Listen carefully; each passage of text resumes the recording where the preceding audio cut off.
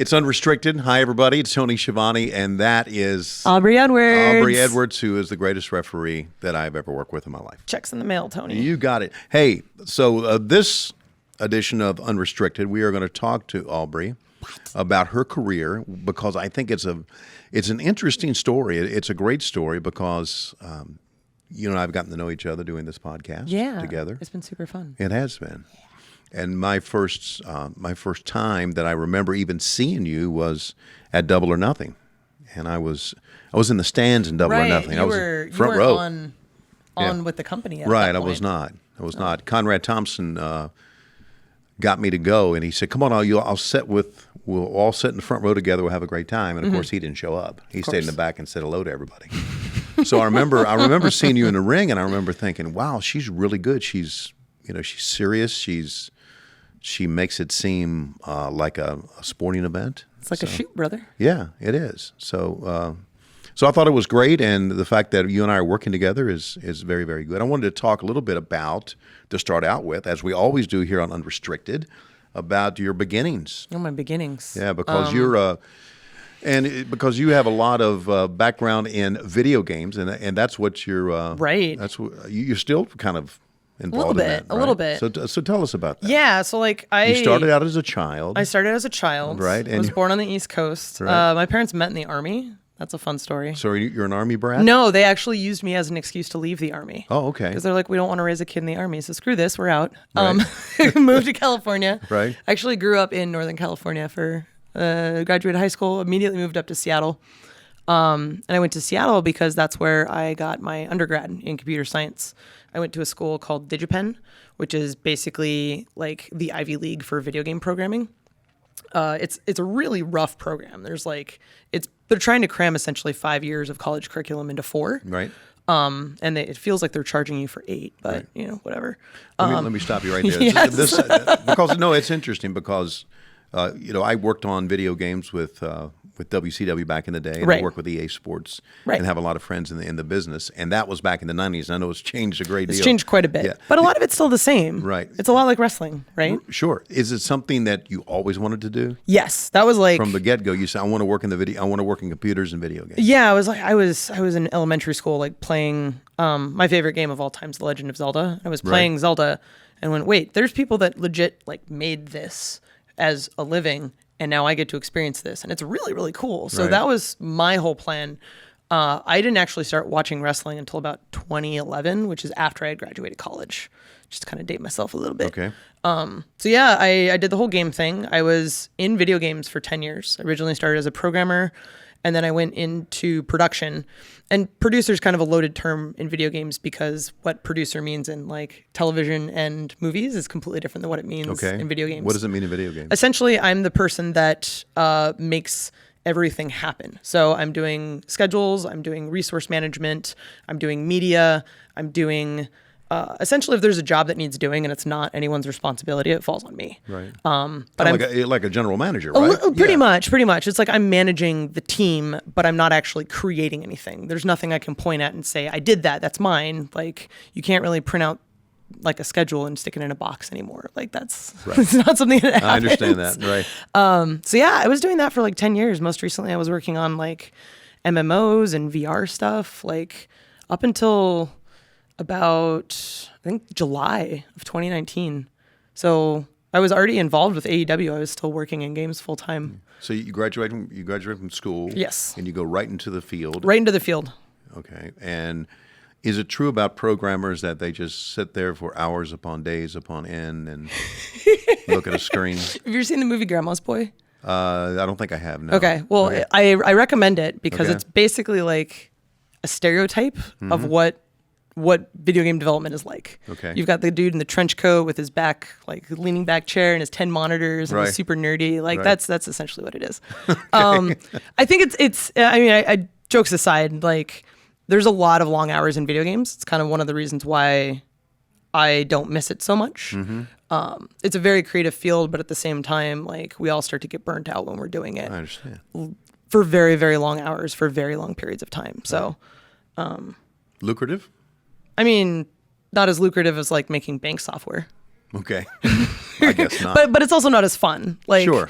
It's pretty cool to be able to play something and then like see the reactions of people online playing your game. Sure. I think that's ultimately like one of the things that really drew me to wrestling is, or being a part of wrestling, is the idea that we're creating something and you have that immediate fan response of, here's this thing that we're making.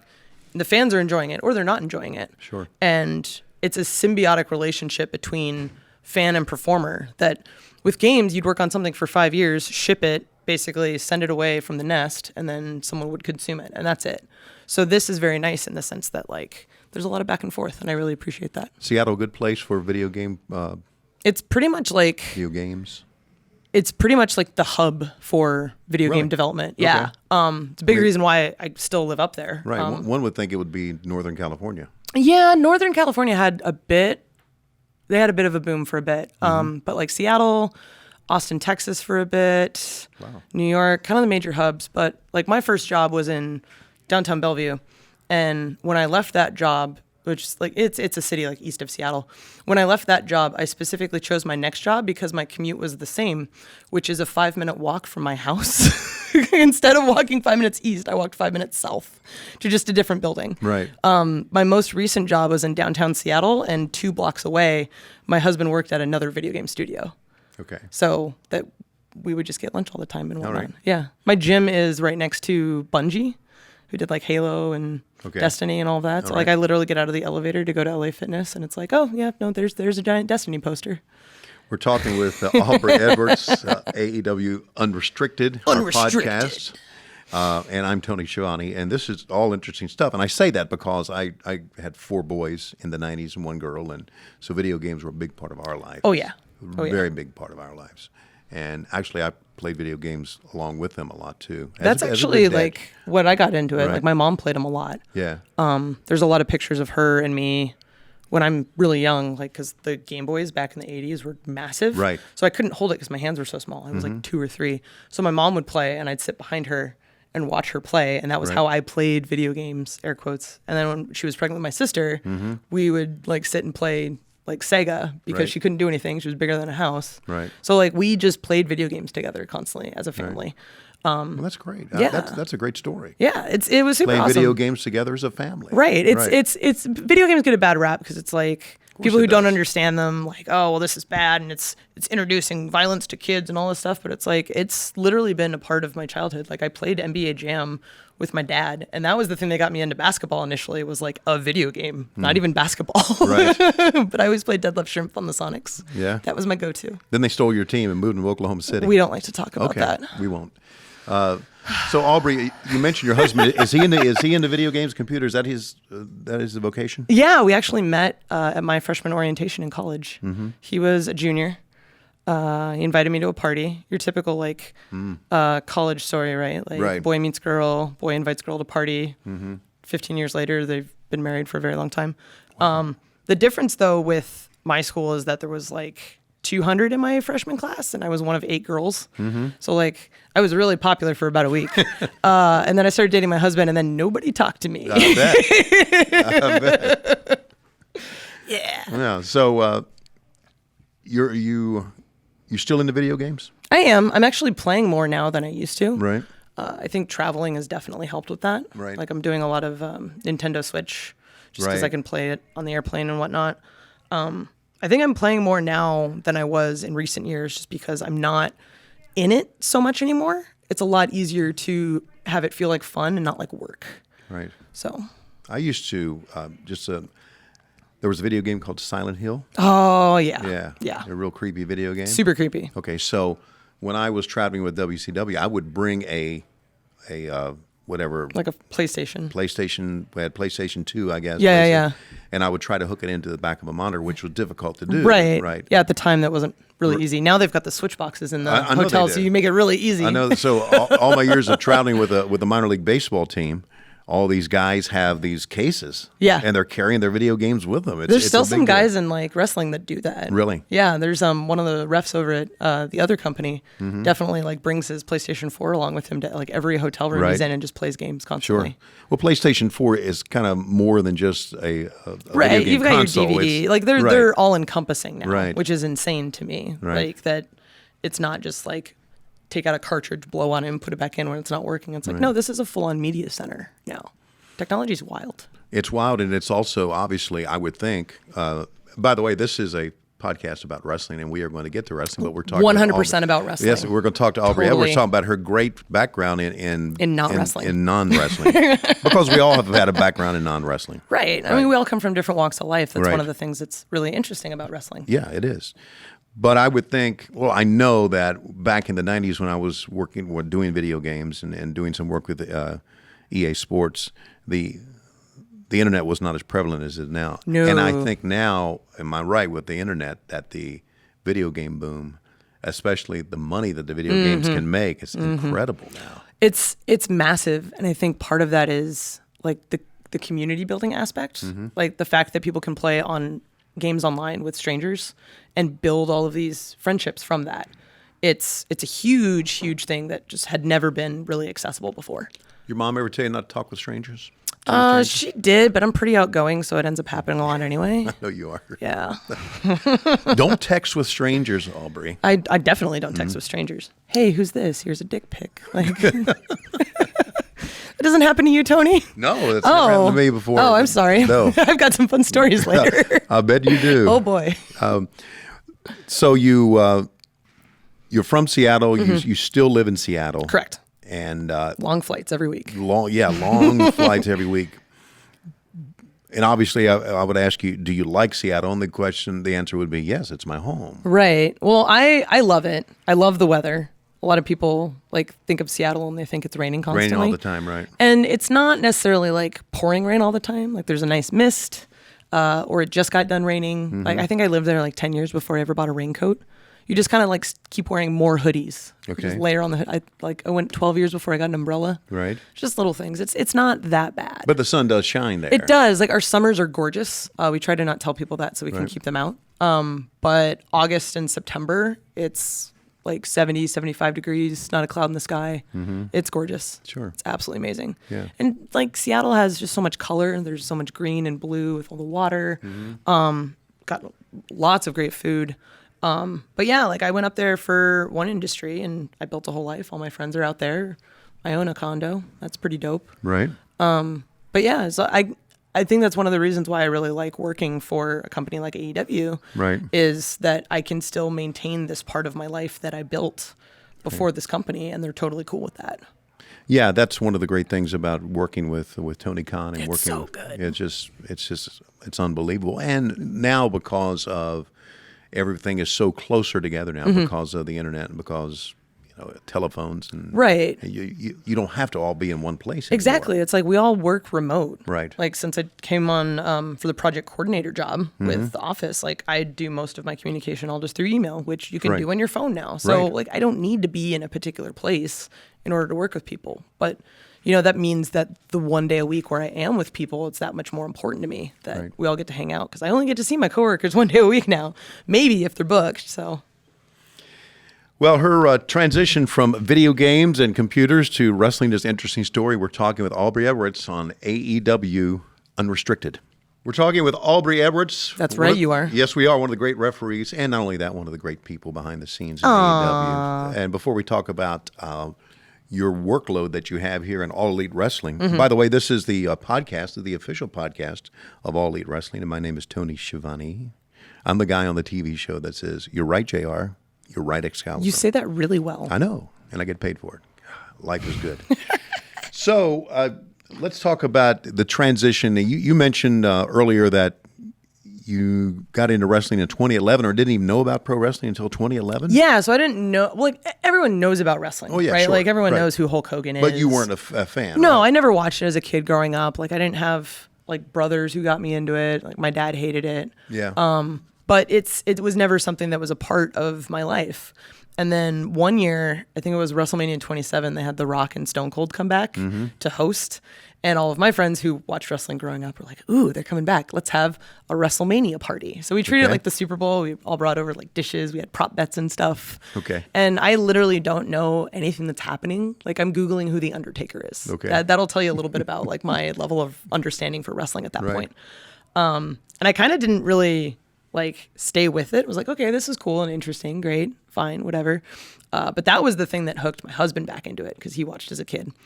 And about a month or so later on an episode of Raw, there was the CM Punk pipe bomb. And I come home from work and my husband's like, you have to see this. So he shows me this clip. And it was in that moment that I realized that wrestling is actually just a form of storytelling. Because I'm watching this thing going, I don't know how much of this is real or not. And that's really cool that I don't know anything about this character or this story, but I'm immediately invested. And from that moment, I was hooked. And I'm very much... I have the type of personality that when I'm into something, I go into it 100%. So I started watching WWE. I'd start Googling all these wrestlers as they came up. Oh, what's Ring of Honor? Oh, what are the independents? What's Evolve? Who's this guy? And then finding out all these other things. And then I think like WrestleMania 31, we actually like went down to San Diego.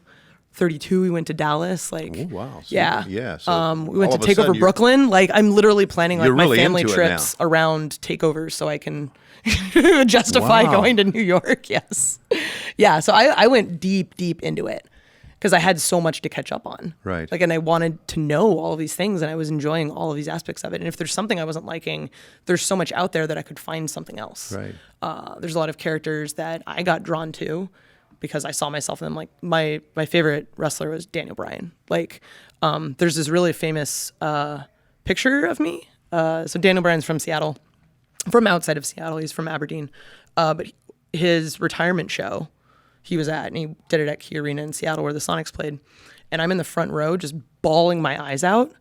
And it's this, like, if you actually look like Daniel Bryan crying girl online, like my face comes up and I'm just crying. I'm going to have to check it out. Yeah, it's pretty ridiculous that, like, when you become like a meme because of your wrestling fandom. Right. And then later on, like, like years later, someone on Reddit was like, wait, is that Aubrey? I'm like, yeah, no, that's definitely me. Like, wow. I get invested, dude. Those are real goddamn tears. So this is really interesting. So you have no knowledge of pro wrestling. None. You're in the video game world, the computer Correct. world, and now all of a sudden the CM Punk pipe bomb thing, you see that, and you get caught up in the bug. But you're caught up in the bug as a fan. Correct. Did you think, now this is something I want to do? I It want to never be in? crossed my mind. Really? Because so video games was my profession, but my hobby for the majority of my entire life is I was a classically trained ballet dancer. So I started dancing when I was 9 and basically stuck with that. Right. At one point I was trying to go pro and I was too tall and I was too curvy. Ballerinas, they want a very particular look. You have to be like 5'2", rail thin, Right. brunette. Like if you're not that, you're not going to make it. So This is all great stuff. yeah. Video games, classically trained ballerina. I'm all over the place. I'm Wow. a cornucopia of interesting stories. Yes, you are. So yeah, I did dance for a really, really long time. And it was around early 2017. There were a couple of things happening in my life at the time, but eventually I ended up retiring from dance. Okay. I'm not that old. I don't think you are. No, I'm 32, but in dance You don't years, look a day over 31. the makeup's really good. Yeah. You start kind of getting up there as a dancer. Like it really just takes a toll on your body. So I was looking at closing out that part of my life anyway. And I didn't realize at the time how important performing was to me as a form of creative expression. So I got seriously depressed. And right about that time, the referees at one of my local indies, 3-2-1 Battle, said, "Hey, we're looking for more refs. Have you ever considered this?" I'm like, "No, why?" And they're like, "Well, you know the whole roster. You come to our shows." My husband was actually a wrestler on the show, so he had been wrestling for about a year and a half, and I was content with just being a supportive wife and in the fans and in with the fans and cheering, supporting all that. But I'm like, yeah, I guess I could try. I don't understand like why. Like I didn't see the parallels initially, and once I started training, it all clicked. Because if you've ever seen you've seen the Nutcracker, right? Yes. So in the Nutcracker, you have something like Snow Scene, where you've got one of the dancers in the front in her tutu. She's probably on the poster dancing, and she's really, really good. And then you've got about 20 dancers behind behind her that are just there as like enhancement to make her look good. So that's essentially what a referee is. Like, I'm there to help the guys on the poster that you actually came to see tell a story. Right. You're not the girl in the tutu. No, I'm totally fine wearing Right. the longer skirt Right. that hides the bent knees and Right. kind of just standing in the back, smiling, looking pretty, posing. So Posing. let me ask you this. So Yeah. you apparently, from what you're telling me, you went to WrestleMania. You went all around the country to see the big events. No intention of ever joining the Right. business. But you were also, and your husband, I guess, you were also into the independent wrestling scene too. Yeah, How'd you get caught up in that? It's kind of hard to like not get into independence if you're following these guys who have had these storied careers, right? Like I'd said, like my favorite wrestler was Daniel Bryan, and like he had a huge run in Ring of Honor for a long time. Sure. So learning about Ring of Honor and then finding like that's how I learned about the Young Bucks. Right. Was I suddenly started watching a lot of Ring of Honor. I was like, oh, who are these guys? Like Sure. whatnot.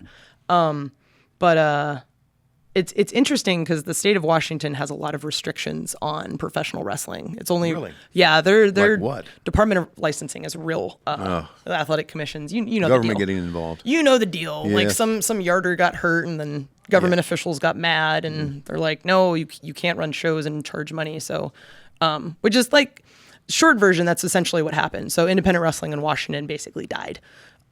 And a lot of the shows that were happening under the radar. They weren't advertised. You couldn't really like talk about them at all because if the DOL found out, they would just shut you down. Wow. Yeah, so it was a like very bootleg interesting whiskey. time. Pretty much, it felt like prohibition, but for wrestling. Right. So I had mentioned this company 321 Battle. So that was the company that was the first independent show in Washington I had seen.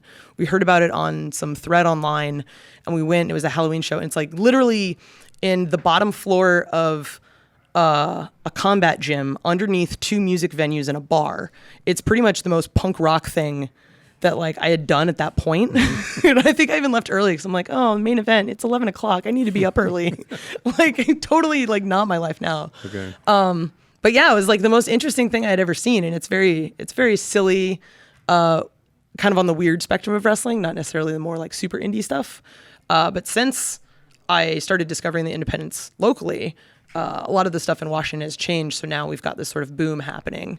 Got a number of companies that are popping up the area. That's Defy, Without a Cause.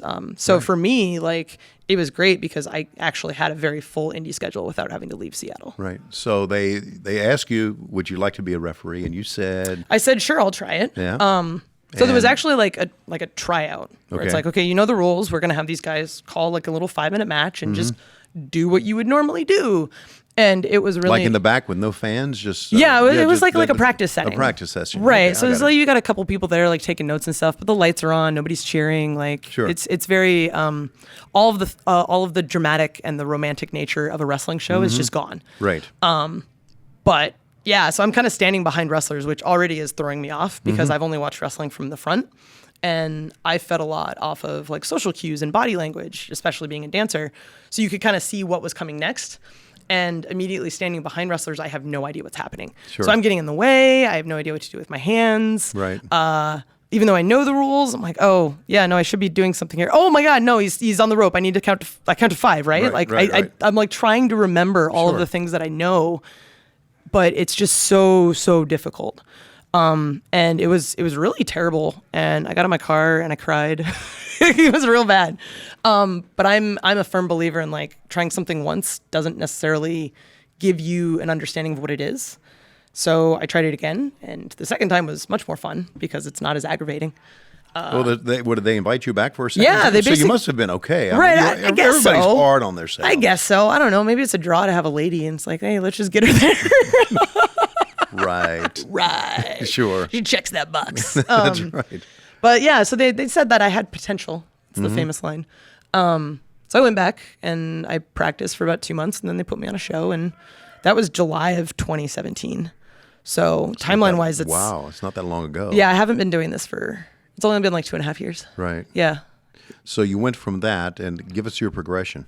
I worked my home promotion, 321 Battle, for about for about 3 months. And then I started branching out of the area. I went up to Vancouver and worked with ECCW. Okay.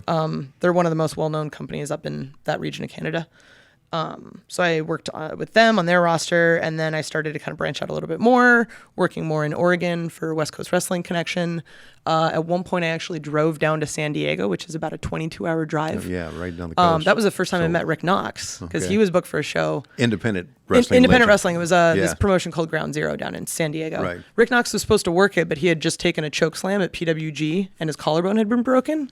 Because Rick Knox is a friggin' legend. He is. But it's cool to still have him like in the back, like critiquing your match and giving you feedback and stuff. I actually credit him to helping me with tag team wrestling, because tag team wrestling is just very, very complicated, and there's so many nuances that you just don't see in any other match format. And I hated them. Right. Because it's just so much to worry about, and I wasn't having fun with them. And sitting down with Knox and being able to ask, like, how do I handle this situation? He gave me a lot of pointers. Kind of changed my perspective on it a bit. You're still working in video games this time? Or? Yeah, so I was working in video games pretty much the entirety of it. Okay, because independent wrestling really it doesn't can't pay, really make and like hot dog and a handshake, right? Right. Like you get your gas money covered if you have like 5 guys piled in a car. You like, do it because you love it. You do it because you love it, right? Like I'd basically have some spending cash to buy a couple candy bars at a gas station, but I was rolling in it, dude. And that's why everyone sells merch. Exactly. That is the reason why. Right. Because merch is where you make your money. You don't make your money on POs. Right. God bless Pro Wrestling Tees. God bless Pro Wrestling Tees. Yeah, those guys Thank are the you best. for everything. Absolutely. But yeah, so 2017, I primarily worked Pacific Northwest. And then early 2018, I started branching out. I actually did my first show during a WrestleMania weekend. I did Beyond Wrestling, and I reffed the Shine Championship match at a WWN show. So I was just finding all of these little things that I could do in interesting places. I did a show in Florida. Basically, I do the thing where if I'm traveling somewhere to visit family, I'd see what was going on that weekend and see if I could maybe get on an indie show at the time. Okay. Just because I wanted to work. I had this thirst for knowledge. Yeah. It kind of comes back from that perspective of I'm going to learn as much as I possibly can. Like there's so much to this aspect of the business that I had no idea existed. And now I just want to learn as much as I possibly can and get as good as I can. Right. And working for different companies and different people and different promoters, you just learn all of these different things that you can then apply to the places you work regularly and just become better. And that was really all it was, is that I just was striving to do as much as I possibly could. Mm-hmm. So I ended up doing a couple more shows in California, kind of all over the place. And then I ended up doing the Mae Young Classic with WWE in 2018. How did you get booked on that? So Jessica Carr, who's now on SmackDown, Okay. she was their first full-time female referee. Right. So she started reffing right around the same time I did. She had been wrestling for 10 years prior, so her story is very different than mine. But we had gotten in contact through a mutual friend of ours, Brutal Bob, and we had just kind of like touch base every now and then, see how we're all doing. She'd watch some tape, give me some feedback and whatnot. And there's not a lot of women in the business, so we kind of all have to support each other. Right. But it was right around June where she hit me up and said they're looking for another lady ref for the Mae Young Classic, and she asked if I would be interested in coming by for a tryout. I'm like, yeah, of course, please. So I did the tryout. Where was the tryout? It was Orlando? in Florida. It was in the Performance Center. Okay. Yeah, so I went out for a week. It was back when NXT was still taped in advance. Right. It was during an NXT taping week. Okay. So I actually had a dark match. It was like 3 minutes bell to bell, because that's just what it is. Right. And they apparently liked me enough that they had me do the Mae Young Classic, which was another week at the Performance Center. And then that was early August. And then September, they had me back. We did like an NXT live loop that weekend. So I did 3 cities in Florida on top of like an in-Performance Center show, and just getting all of this information and knowledge and whatnot. And then You got to be pretty thrilled by this time. dude, it's awesome. Yeah. Like I'm a freaking baby, Right. and I'm learning all of this stuff that people would just kill for. Right. I ended up doing the Evolution pay-per-view. I was on the outside for the Battle Royal. Right. So it's like I'm literally a year and a half in, and I'm doing a show with like 12,000 people in New York. Like, sure, it's a Battle Royal. It's only like 8 minutes, and I'm barely on screen, but it's Right. like the experience of it, right? Sure. But yeah. And then now it was 2019. It was kind of 2019. crazy. Yeah. I guess we're talking with Who Aubrey. would've thought? Who would have thought? We're talking with Aubrey Edwards on our AEW Unrestricted podcast. Yeah. Coming up next, we'll talk about her roles with All Elite Wrestling, which are more than just being a referee. Yeah. We're talking with Aubrey Edwards on AEW Unrestricted. I'm Tony Schiavone, and we've talked about your career in video games and computers and independent scene, and you're in the Mae Young Classic, and you're doing some things on the NXT Loop. And, Yeah. I'm doing pretty much everything at that point. Right. And like not getting signed. So that was Right, weird. So that was my next question. They didn't offer you anything. No, they never did. And I mean, like every company kind of runs its own way, and I can't fault someone for like not hiring someone specifically. Like maybe it was just wrong time. Maybe I said something that offended somebody. I don't friggin' know. Yeah. Who knows, right? But I know that I got a lot of really great information out of it. I got amazing experiences out of it. So, yeah, I mean, it kind of sucks because I'm putting all this time into it. And I'm taking time off of work, and I just want someone to love me and hold me and tell me everything's going to be okay. And I'm like, I don't know what I'm supposed to do. I guess I'm on the indies forever. Right. Okay, guys, bye. So AEW comes into the fold. And Yeah, talk about timing, right? Right. I think you and I had lunch recently, and we talked about, do you believe in things that are meant to be? Right, and I don't. I don't either, but it almost sounded like this was meant to be. I believe in being prepared for opportunities. Right. And I've been very much, a lot of my success is due to very, very good timing on whatever may be happening. Like, I mean, I tried to make this my life before it actually was. Like, I wanted to commit to it. I started lifting weights and working out because someone said that a referee should look like they are able to break up a fight. I'm like, well, I'm a tiny, that. Yeah. right. And I'm like this tiny little girl with these big dudes in the ring. And I'm like, oh, well, I guess I better beef up, get some muscle. Right. I started eating better, tried to sleep better, which is really hard when you work in the indies and you're I'm sure on the road all the time. But basically like trying to make it a full-time thing before it was a thing, because who knows when opportunities are going to come around. Right. So do what I can in the meantime. And then turns out when you end up on a show with Frankie Kazarian and All Elite Wrestling has just been announced, like things kind of hopefully work out. Right. And they did. So Frankie Kazarian had a great impact on this? Yeah. So he was basically the guy that put my name in to the pot with the Young Bucks. It was like 3 weeks before AEW was announced. It was around Christmas season. And we were on a show together up in Canada. And I reffed one of his matches. I actually fucked up the finish. It was... Yeah. Really? Yeah, I did. Okay. It's not like a wrestler hasn't before. Right. No, Yeah. it's not like this doesn't happen, you know. You never want it to happen. Right. And especially like when any match could be a job interview, it's kind of like, oh God. But if you ask Frankie about it, he'll actually tell you that it made the match better. Okay. I disagree, but whatever. Essentially what had happened is that the guy, Frankie was a babyface, he was pinning the heel, and I counted the 3, called for the bell, they started playing Frankie's music, and then I look over and his foot's on the rope, and I'm like, nope, waved it off, said we're restarting the match. Okay. So it was great because the crowd had this like, yay, he won. Oh, it's not over. Okay. Right. And it was this really powerful moment because Frankie has this baby face, doesn't want to win because the ref made a mistake. He wants to win outright. That's right. So, and going from there, I mean, we immediately went to the go home.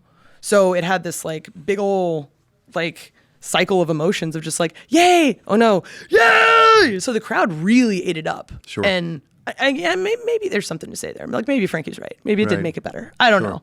But I mean, it's just you kind of roll with the punches. Like things happen. Great. We can't. It's live. We can't predict everything that's going to happen. You just kind of have to roll with it and experience it in the moment. Well, speaking as an old timer, that's the way they used to do matches all the time. All the anyway. time. Yeah. Yeah. They just rolled with it. Yeah, just call it in the ring, brother. Exactly. That's how they did it. Yeah, so it's like we plan a lot of stuff ahead of time now. I mean, it's 2020. Right. Like everything's called in the back. Yeah. We all know this. But it doesn't always work out that it doesn't way. always work, or something really resonates that you weren't expecting. So we're gonna kind of like go in a different direction and try this out a little bit, because this is the only form of media where fans can in real time respond to what's happening. Yeah. So, but yeah, no, that's basically how I got in touch with like the Bucks and Cody and So everyone when did you else. get the call? And who called you? Oh boy. So The AEW call. the AEW call. So early 2019, when AEW had been announced, the Bucks started doing this thing where they'd show up at random independent shows. Right. So, I was in one in Atlanta when they were there. Right. So I was working the Defy show that they showed up at. Okay. And that was the same show that SCU was on. So all like Scorpio, Frankie, and CD.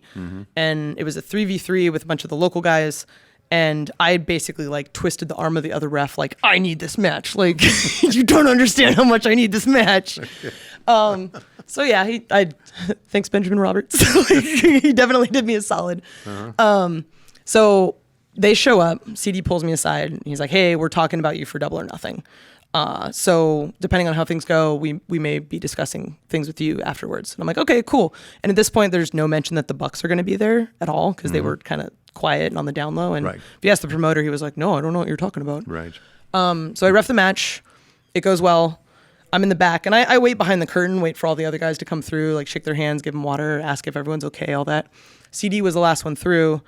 And then he's like, okay, so we'd like you for Double or Nothing. And he started throwing out numbers and all this stuff. And I'm like, I still have the main event to do tonight, which was a title match. And I'm like, oh God, like, please don't shit your pants. Please don't shit your pants. I was thinking that your mind is really racing at that time. Yeah, and I'm like, and I can't really tell anybody right now because I have to go meet up with these guys and call a match. Like, oh my God. Like, so that's essentially what had happened. Like, I had only come on for the one show. And Double or Nothing went well. And in the back, while the show is happening, Cody tells me that I'm going to ref his match with Darby at Fyter Fest. I'm like, I don't know if he knows that I don't have a contract for Fyter Fest. So this is going to be an awkward email, but hi. Yeah. And then they brought me on for all of the next 3 shows. They told me at the after party of Fyter Fest that I was going to be doing the Jericho Page match at All Out. Wow. So that was the most like stressful 2 months of my life. I bet, yeah. Just like, okay, I got to do cardio. Right. I got to get real ready for this because that title is super heavy. Right. Let's work some shoulders. Yeah. Right. So we started. When did you get full time? Full time. So I got the full time offer right after Fight for the Fallen. Okay. I signed it like immediately. But like starting full time, like getting the paycheck was September 1st. Okay. So it was the day after All Out. Right. Which was great because I had just gotten laid off from my video game job about a month prior. Things happen for a reason. Yay, maybe I don't know. know. Timing. I mean, the thing with video games is that's actually a pretty common occurrence. Really. Yeah, it's a very cyclical profit like scheme where you release something, you make a lot of money, and then years go by before anything else is released. So if you don't release something or there's no interest in your product at all, you basically end up shutting down and the whole team gets laid off. I got that. So it wasn't my first layoff. And Sure. the company I worked at the time was real good about like keeping us informed on everything. So I knew it was coming, which meant that like August was basically just a paid vacation because I got severance. And I knew that I was going to work at All Elite. So I ended up painting my hallway. Like, Nothing like severance pay. It was dope, nothing dude. like severance pay. So good. Yeah. Got to keep my health care. It was awesome. Right. But yeah, so then I started with AEW in September. And then the weekly TV started up in October. Right. And that's just been my life ever since. Okay, there's more than just Aubrey Edwards, the referee. Yeah. As far as All Elite Wrestling is concerned. Tell us about that. So what was it? Probably, we were actually in Chicago for the Sears Center show. Okay. November-ish. And I get pulled aside by Nick Sobek, who's one of our VP business guys. Right before Thanksgiving. Right. And he basically tells me, like, hey, we saw your shoot resume. You've been doing all this project manager stuff for years. We feel like you would probably, be helpful with us. I'm like, yes, please. Like, I just want to help. I love this company. I love everything that they've done for me. I want to work here as long as I can. How can I make this company be better? So it was immediately like, he just tells me like, hey, we want to bring you on in like a project management capacity. I'm like, yes, where do I sign? Like, give me paperwork now. So I started as a project coordinator, and it's still very, very new and fresh and whatnot. Like, I would do a lot of the emailing back and forth for this podcast. I'm constantly just in touch with Stacy. Yeah. And then I text you because you don't read your email. Right. And then I email back. Yeah. I read it when I need to. You're welcome, Stacy. And I've got some other stuff I'm working on. I'm currently working on the AEW rulebook. Oh. So we can get our rules posted online. I have like grand visions of eventually merchandising that. So we have like a little like volume 1, and then like the refs have something they could sign, which would be dope. Right. I'm working on other stuff. I keep trying to like insert myself into this video game we keep talking about. So whether or not they want me to, I'm going to be working on that video game. Sure. I get that. I basically just try and find things. It's literally what I did in video games. There's a job that needs doing. Right. And something needs to be done in order to move forward progress. Cool. I'm just going to do it. Yeah, that's smart. It's the same take on my job that I've always done. Right. Because another podcast that I do, not only am I on it, but I produce it and edit it Exactly. and put it because I want to learn more. Right. I want to learn about all of the different aspects that make this because happen. you learn more, you become more valuable to the company. Correct. Yes. It's like I knew nothing about live television until I worked for AEW. Right. It's crazy. It's crazy. Yeah. It's absolutely Well, nuts. so now I want to talk to you a little bit about your work in the ring. Yeah. And the reception that you've had with the fans. It's weird. Yeah, because It's the super last weird. time that, and it's happened many, many times, when you come out, they'll start chanting your name, the fans will. It's wild. Right. Like it's because as a ref, like I was taught, and it's also kind of my philosophy that you are never the focus of the match. It's always the wrestlers. You're Right. there to help them tell a story. So I'm there purely for other people. I'm never ever the center of attention, and I don't want to be. Like that's not why I got into the business. I took the role knowing full well what it was. So it's nice to be having the recognition. It's also just wild that like people know my name, like which is cool because AEW is allowing the referees to have personalities. You weren't and always personas. Aubrey Edwards, though. No, originally on the Indies I was Girl Hebner. Yeah, I know. Gearl. Right.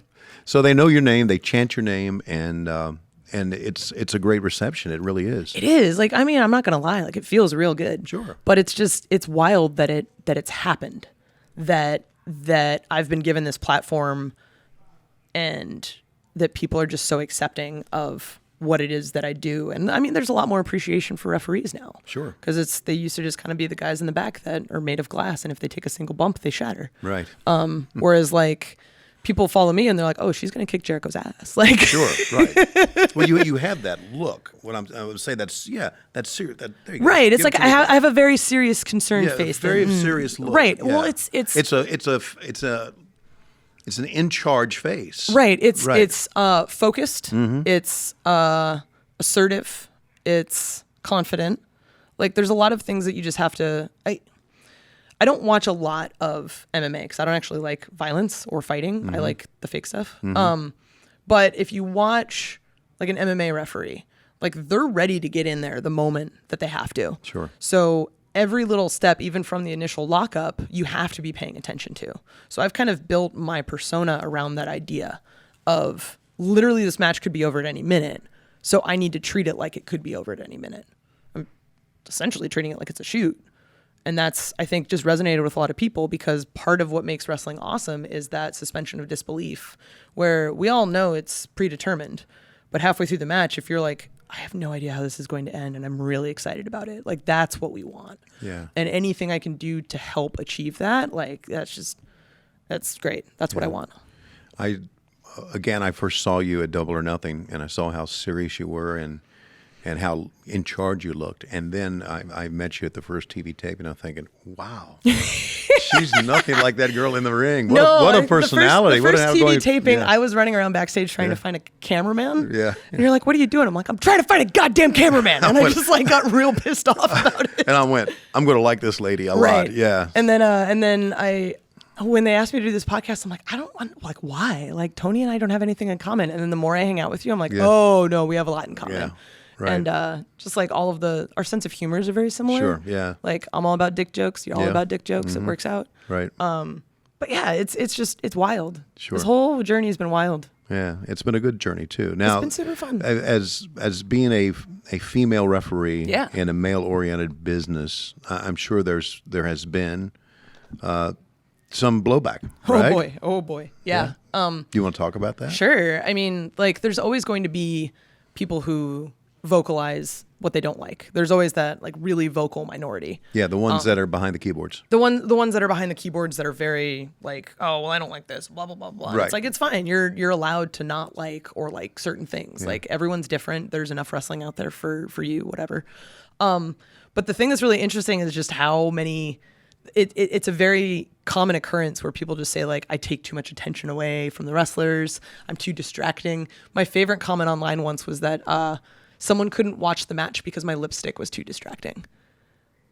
Yeah, I'm like, you're not paying attention to the You're not wrestling. paying attention to the Like, match. what the hell are you doing, buddy? Yeah, you're a creeper. Yeah, I think the social media team gets at least one email a week about me and how Yeah. I'm a distraction and Yeah. that people can't watch All Elite Wrestling because I'm on the TV.